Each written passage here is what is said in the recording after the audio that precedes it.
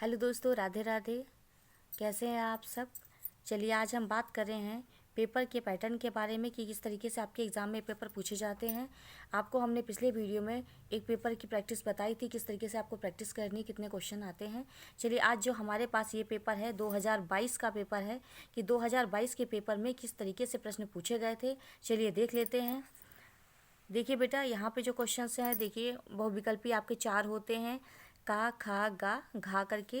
ये 4 क्वेश्चन आपके बहुविकल्पी हो गए।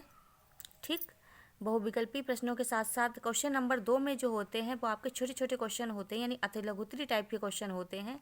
देख लीजिए, हमारा पहला क्वेश्चन है, टैपिटम कहाँ स्थित होता है, इसका कार्य क्या है। आपको बताया है कि टैपिटम जो है वो पराग कणों को पोषण देने का काम करती है, यह परत। ठीक है, तो इसके बारे में आपको लिखना है। अगला क्वेश्चन है, मेंडल ने मटर के पौधे में कितने जोड़ी विपरीत लक्षणों का चुनाव किया था। तो मेंडल ने कितने लक्षणों का चुनाव किया था, यह आपको बताना है। अगला क्वेश्चन है, किस पैथोजन के कारण हाथी पाँव यानी एलिफेंटिएसिस रोग होता है, यह पैथोजन किस संघ से संबंधित है। अब एलिफेंटिएसिस हाथी पाँव यानी कि जो बीमारी फाइलेरिया है उसके बारे में पूछा गया है कि फाइलेरिया कौन फैलाता है और यह किस संघ से संबंधित है।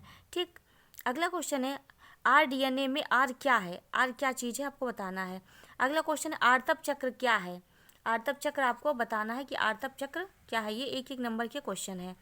अगला क्वेश्चन है क्वेश्चन नंबर 3 में देख लीजिए, 2-2 नंबर के क्वेश्चन पूछे जाते हैं। यहाँ से 5 क्वेश्चन आते हैं। देखिए, पहला क्वेश्चन है, आईवीएफ तथा गिफ्ट का पूरा नाम लिखिए। आपको बताया है आईवीएफ इन विट्रो फर्टिलाइजेशन, और गिफ्ट का भी बताया है।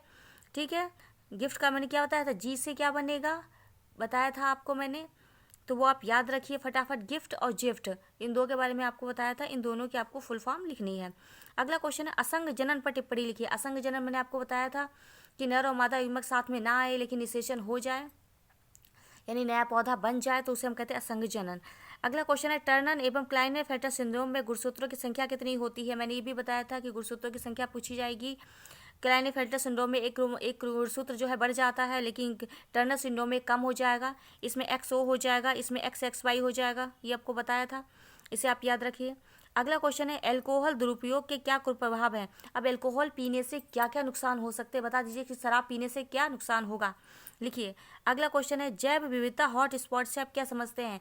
जैव विविधता हॉट स्पॉट क्या होता है, ये आपको लिखना है। अगला क्वेश्चन देखिए, क्वेश्चन नंबर 4 में आपके 4 क्वेश्चन पूछे जाते हैं जो कि 3-3 नंबर के हैं। इसमें देखिए पूछा गया है, परागण के प्रकारों का वर्णन कीजिए। आपको बताया था परागण 2 प्रकार के होते हैं, स्वपरागण और परपरागण होता है।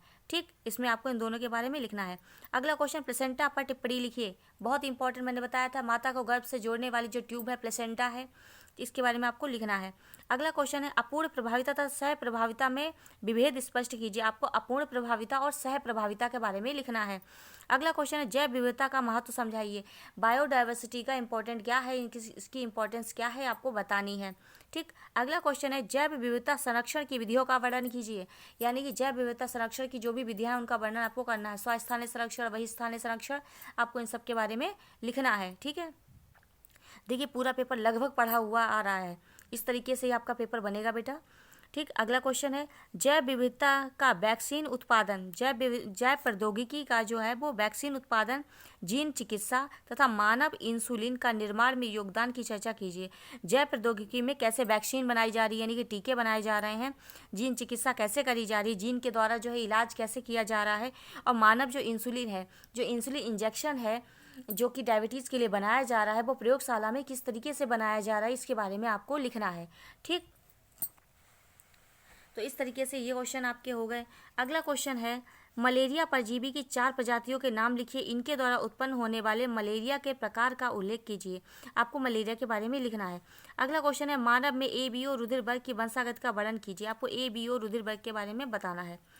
क्वेश्चन नंबर 6 में आपके 4 क्वेश्चन आते हैं जो कि आपके 3-3 नंबर के होते हैं। देखिए, निम्न पर टिप्पणी लिखिए। भ्रूण कोष क्या है, जिसमें भ्रूण रहे वो भ्रूण कोष होता है। ठीक है, विपुंसन क्या है, विपुंसन में आपको क्या बताया था मैंने, पराग कोष को क्या करते हैं, जैसे ही परागकण बन जाते हैं, पक जाता है, तो उसे हम चिमटी की सहायता से अलग कर लेते हैं।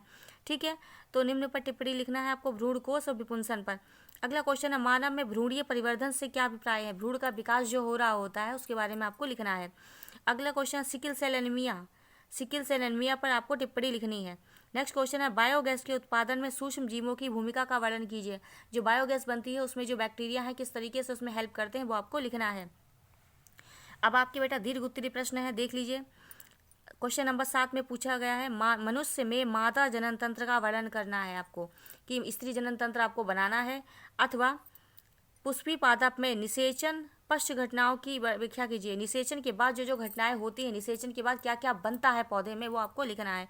क्वेश्चन आपके दोनों इजी हैं, लेकिन पहला वाला तो आप खुद देख लीजिए। मादा जनन तंत्र का आपको खाली डायग्राम बनाना है, फटाफट उसके बारे में लिखना है कि कौन कौन से पार्ट है। अगला क्वेश्चन है 8वां है वंशागत के गुणसूत्र सिद्धांत का वर्णन कीजिए। अगर आपको ये नहीं आता है तो इससे आसान क्वेश्चन आपका अथवा करके पूछा गया है। औद्योगिक उत्पादों के संश्लेषण में सूक्ष्म जीवों की भूमिका का वर्णन कीजिए। यानी कि सूक्ष्म जीवों का औद्योगिक उत्पादन में क्या क्या महत्व है, क्या बताया था आपको। डेयरी उद्योग में, दूध बनाने में, पनीर बनाने में, ब्रेड बनाने में, सिरका बनाने में, अचार बनाने में, ठीक है। औद्योगिक रूप से जो इंडस्ट्री में उसका यूज़ हो रहा है वो सब आपको हेडिंग डाल डाल के आपको लिखना है क्या क्या बना सकते हैं। अगला क्वेश्चन है आरएनए डीएनए तकनीक पर एक निबंध लिखिए। ठीक है, आपको एक निबंध लिखना है। अगर आपको ये नहीं आता है तो अथवा करके बहुत अच्छा क्वेश्चन है। समष्टि को परिभाषित कीजिए। फिर आ गया पॉपुलेशन क्या है, इसकी विभिन्न पारस्परिक क्रियाओं का वर्णन करिए। तो इसकी जो जितनी भी विभिन्न क्रियाएं हैं, पॉपुलेशन की जो गुण हैं, क्रियाएं हैं, इन सब के बारे में आपको लिखना है। तो इस तरीके से बेटा आपका पेपर बनता है और बहुत ही इजी और आसान पेपर है, आराम से हो जाएगा। 2-4 नंबर का अगर आपको लगता है कि नहीं आ रहा है तो उसे बना बना कर लिखने की कोशिश करिए। देखिए पेपर छोड़ना नहीं, जैसा भी आता है आप उसे लिखिए। कुछ नहीं आता है तो बना बना कर उसे लिखिए, उसी के आधार पर उस चीज़ को लिखने की कोशिश करिए।